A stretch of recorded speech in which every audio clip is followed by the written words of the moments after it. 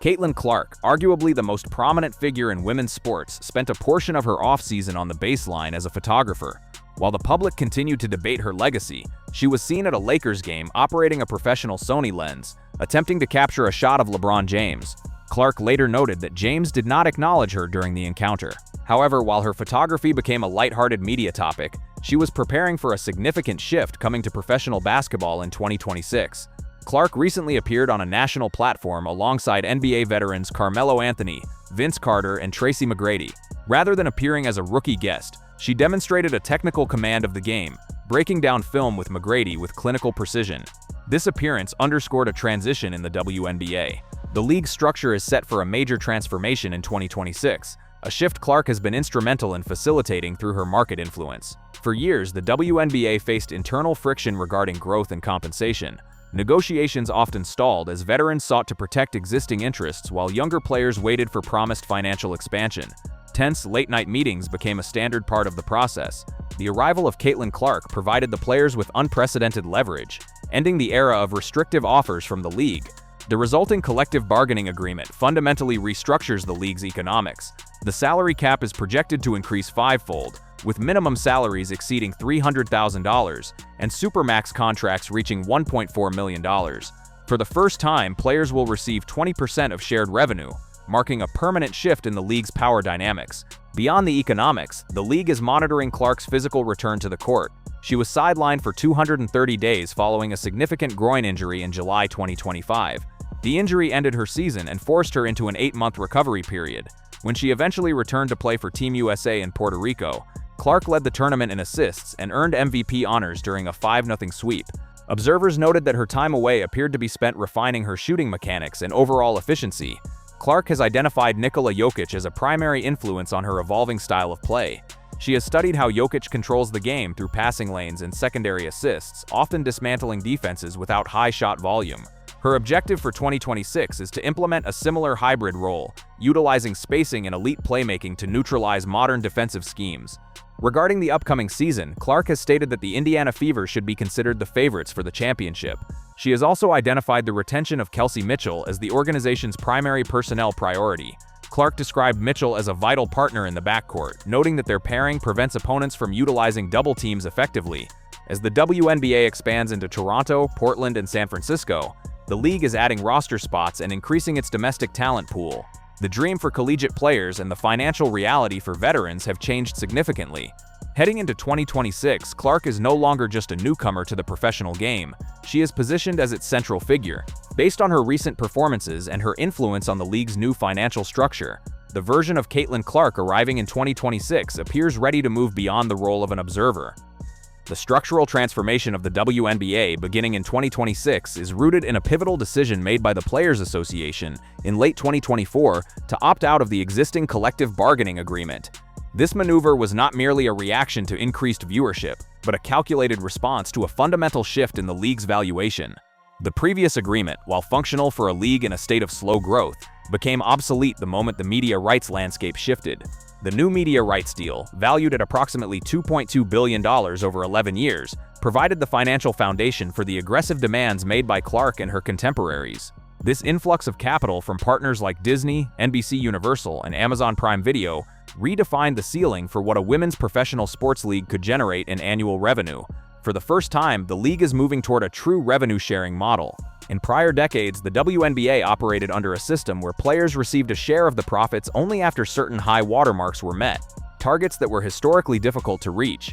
Under the 2026 framework, the 20% share of basketball-related income is a top-line allocation. This means that as ticket sales, merchandise, and global licensing fees grow, the players' salaries move in direct lockstep with that growth. This model mirrors the financial structures of the NBA and NFL, signaling a transition from a subsidized entity to a self-sustaining commercial powerhouse. The economic ripple effect has already begun to manifest in the valuation of the franchises themselves. Teams that were once valued at $15 million to $20 million are now being appraised at upwards of $100 million, driven largely by the Clark effect on gate receipts and national advertising slots. The expansion of the league is the second pillar of this 2026 reality. The introduction of the Golden State Valkyries, followed by new franchises in Toronto and Portland, addresses a long-standing bottleneck in women's basketball, the roster spot deficit. Historically, the WNBA was arguably the hardest professional league in the world to make, with only 144 total spots available.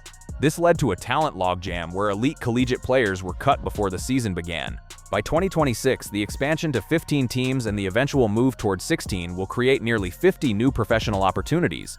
This expansion does more than just provide jobs. It stabilizes the league's middle class.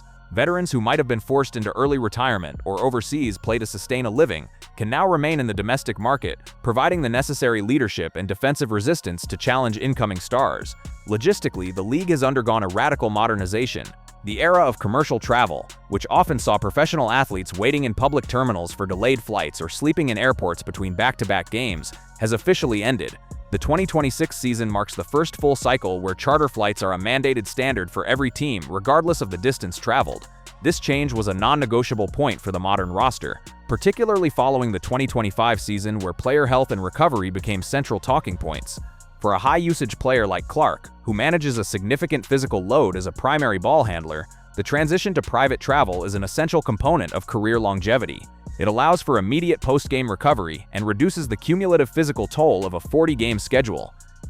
The physical infrastructure of the league is also catching up to the talent. Several organizations have moved away from shared collegiate gyms and community centers, investing instead in dedicated practice facilities. These facilities, equipped with 24-hour court access, advanced cryotherapy chambers, and private kitchens, represent a shift toward a player-first environment. The Las Vegas Aces and Seattle Storm were the early adopters, but by 2026, nearly every franchise in the league has either completed or broken ground on a specialized training home. This development is crucial for recruitment and retention in a free agency era, where players now have the leverage to choose their destinations based on the quality of the working environment rather than just the salary. The technical evolution of the game itself is becoming more sophisticated. The Jokic-style playmaking that Clark is currently studying is a response to the way defenses have adapted to her shooting range. In 2024 and 2025, opposing coaches employed box-and-one schemes and aggressive blitzes to force the ball out of her hands. By studying the Denver Nuggets' offensive hub, Clark is preparing to operate from the high post and the elbow, using her height and vision to pick apart defenses that over-rotate. This tactical shift requires her to be surrounded by elite finishing talent, which explains her public insistence on the retention of Kelsey Mitchell. The Indiana front office has responded by tailoring their draft strategy toward 3-and-D wings who can capitalize on the gravity Clark creates. When she stands at the logo, she effectively pulls two defenders 30 feet away from the basket, creating a 4-on-3 advantage for her teammates in the paint. While the Indiana Fever are the current focal point, the 2026 landscape is defined by a new tier of rivalries. The arrival of Paige Buchers into the professional ranks adds another layer of complexity to the league's narrative. The Clark-Buchers dynamic, which began in the collegiate ranks, is expected to become the WNBA's version of the Magic Johnson and Larry Bird rivalry. Unlike previous eras where rivalries were often manufactured for marketing purposes, this one is built on a genuine contrast in playing styles. Clark's high-volume, long-range offensive engine versus Buchers' surgical, efficient, and versatile playmaking. This duality is what television executives are banking on to maintain the ratings momentum. The league is no longer dependent on a single individual. It is now an ecosystem of stars with distinct identities and fan bases. The global impact of this shift is also reflected in the international scouting market. Historically, the best European and Australian players would often skip portions of the WNBA season to prioritize their national teams or higher-paying domestic leagues in Turkey and Russia. However, with the 2026 salary increases and the improved infrastructure, the WNBA has become the undisputed primary league for the world's elite. The financial incentives now outweigh the benefits of playing overseas, leading to a brain gain for the WNBA. The level of competition in 2026 is objectively the highest in the history of the sport, as global talent is now concentrated in one 12 to 15-team league for the entire summer. The 2026 season also marks a major milestone in the commercialization of individual players. The endorsement ecosystem has expanded beyond traditional sportswear. Clark's portfolio, which includes major partnerships with State Farm, Gatorade, and Nike, has set a blueprint for how WNBA players can leverage their personal brands. This has led to a surge in signature products from footwear to lifestyle apparel, which provides players with income streams that far exceed their base salaries. This financial independence allows players to be more selective and vocal in their advocacy for league improvements. They are no longer just employees of the league, they are stakeholders with significant cultural and economic power. The WNBA's relationship with the NBA has also transitioned into a more balanced partnership. While the NBA provided the initial seed money and structural support for the WNBA's inception in 1997, the 2026 version of the Women's League is increasingly autonomous. It is no longer viewed as a charity project or a marketing exercise for the NBA's offseason. Instead, it is a proven growth asset. Institutional investors and private equity firms are now bidding for minority stakes in WNBA teams, a level of financial interest that was non-existent 5 years ago. This influx of professional capital is driving a more rigorous approach to data analytics, fan engagement, and global distribution. The 2026 World Cup cycle will further highlight this evolution. As the U.S. national team prepares for international competition, the roster will be comprised almost entirely of players who have benefited from this new economic era.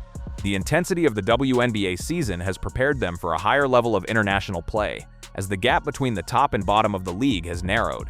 Every night in the WNBA is now a high-stakes encounter, which has sharpened the competitive edge of the American player pool. For the fans, the 2026 experience is markedly different from a decade ago. Arenas are consistently sold out months in advance, and the secondary ticket market for fever games often rivals that of the NBA's elite teams. The demographic of the audience has also shifted. It is younger, more diverse, and more digitally engaged. This new fan base doesn't just watch the games. They consume the film breakdowns, the fashion, and the mic'd-up moments that have become a staple of modern sports broadcasting. The league has leaned into this, utilizing high-speed cameras and real-time biometric data to give viewers a deeper understanding of the athleticism on display. When looking at the Indiana Fever specifically, the organization has undergone a complete cultural overhaul. The front office, once criticized for a lack of direction, has become one of the most disciplined units in professional sports. They have prioritized character and fit, building a roster that complements Clark's specific needs while maintaining a high defensive floor. The hiring of coaching staff with deep NBA and international experience has introduced a more complex playbook, moving away from simple pick-and-roll actions toward a more fluid, positionless offensive system. This system relies on every player on the floor being a threat to pass, dribble, and shoot, a direct influence of the European style that Clark has praised. The narrative of saving the league has been replaced by the reality of scaling the league. The 2026 season is the proof of concept for women's professional sports as a high-growth industry. It is no longer about survival, it is about dominance in the summer sports calendar. The transition from Clark's rookie season to her 2026 campaign is a microcosm of this journey. The blurry photos of LeBron James from the sidelines are a distant memory, replaced by the sharp, high-definition reality of a player who has systematically dismantled the barriers of her profession. The tension that once existed between the league's pioneers and the new generation has largely dissipated, replaced by a collective understanding that the rising tide has finally arrived. The veterans who endured the 10-hour meetings and the 4 a.m. flights are seeing the fruits of their labor in the form of retirement funds and pension plans that were negotiated into the new CBA. There is a sense of professional dignity that permeates the league, from the training rooms to the front offices. As the 2026 season approaches, the focus remains on the court. The Indiana Fever's status as favorites is not just a bold claim by their star player. It is a sentiment shared by many analysts who see the convergence of health, talent, and tactical innovation. The rest of the league is not sitting idle, however. The Las Vegas Aces continue to refine their super team model, and the New York Liberty remain a formidable force with their own collection of MVP-caliber talent. This competitive parity is the ultimate goal of the 2026 restructuring. A league where any team can win on any night is a league that commands attention. Caitlin Clark's 230-day absence due to injury may have been the most significant period in the league's modern history. It allowed the hype to settle and the work to begin. It gave her the time to transform from a collegiate phenom into a professional architect. The software update she referenced isn't just about her jump shot, it's about her understanding of the business, the leverage, and the long-term legacy she is building. The 2026 season is the unveiling of that work. It is the beginning of an era where the WNBA is defined not by its potential, but by its performance. The noise that once surrounded Clark has been replaced by a focused, clinical pursuit of excellence. For those who thought the peak of women's basketball had already been reached, the 2026 season serves as a clear indication that the journey has only just begun. The game is no longer being changed. It has been rebuilt from the ground up.